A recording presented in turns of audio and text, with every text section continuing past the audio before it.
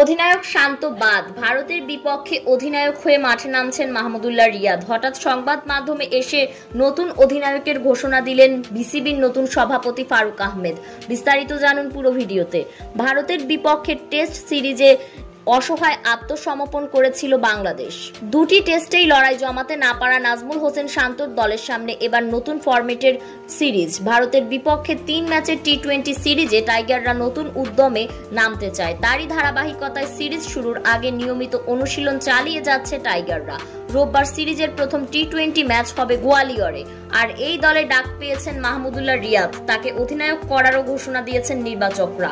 সম্প্রতি একটি গণমাধ্যমকে দেওয়া সাক্ষাৎকারে বিসিবির নতুন সভাপতি ফারুক আহমেদ বললেন, নাজমুল হোসেন শান্তর উপর আস্থা রাখতে পারছি না, কেননা সে ভারতের বিপক্ষে পারফরমেন্স খারাপ করেছে, অধিনায়কত্ব খারাপ করেছে, যার কারণে তার প্রতি আমরা সবাই ক্ষিপ্ত। এরই প্রেক্ষিতে শান্তকে অধিনায়কত্ব বাদ দিয়ে মাহমুদুল্লাহর হাতে অধিনায়কত্ব